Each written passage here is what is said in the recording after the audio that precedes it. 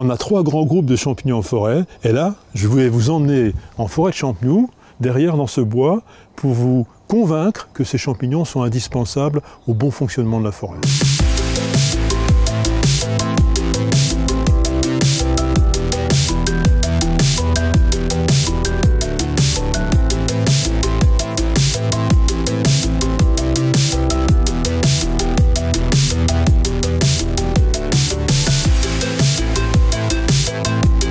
« 99% du champignon, c'est des filaments microscopiques qui colonisent le sol ou les branches mortes. Et à certaines périodes de l'année, quand les conditions sont remplies, à l'automne en particulier, quand il y a beaucoup d'humidité, ils forment cet appareil sexuel où voit se dérouler la formation des spores.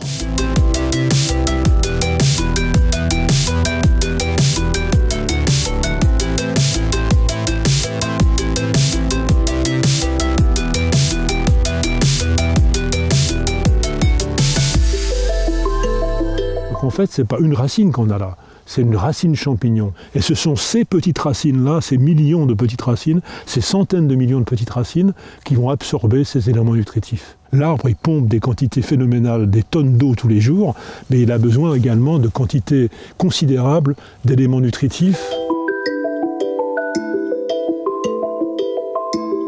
Ce réseau mycélien, il peut couvrir des kilomètres carrés. Donc si on essaie de calculer grossièrement, la moitié de la masse de la forêt, c'est du champignon. Mais pas le champignon qu'on ramasse à l'automne.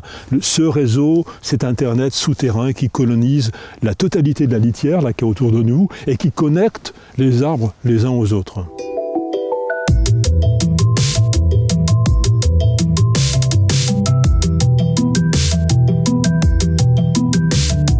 Cet arbre mort, il est bigrement dégradé déjà par les champignons décomposeurs. Vous allez voir là, si j'enlève cette partie-là qui est déjà terriblement dégradée, on devine une zone blanchâtre là. En fait, il s'agit du réseau de filaments de champignons qui est en train de consommer l'arbre. Alors ce réseau qui ressemble fort à des câbles, c'est du champignon qui est issu de filaments microscopiques, mais qui ont la capacité de s'assembler pour former des structures beaucoup plus rigides. Et grâce à ces structures, il peut aller très loin, explorer toutes les parties de l'arbre et le digérer. C'est grâce à ces champignons décomposeurs que le cycle des éléments nutritifs en forêt va être assuré, bouclé.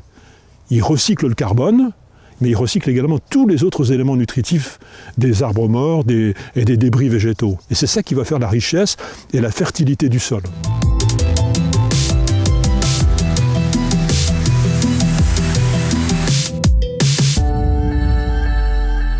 On a là probablement un arbre qui a été attaqué par le 3e groupe de champignons qui vit en forêt, les champignons parasites, pathogènes, qui attaquent les plantes vivantes, qui vont les coloniser et les manger sur pied, les dévorer. Moi, je les appelle les truands. Et nous, les forestiers, on ne les aime pas beaucoup parce qu'ils provoquent des dégâts importants dans les forêts.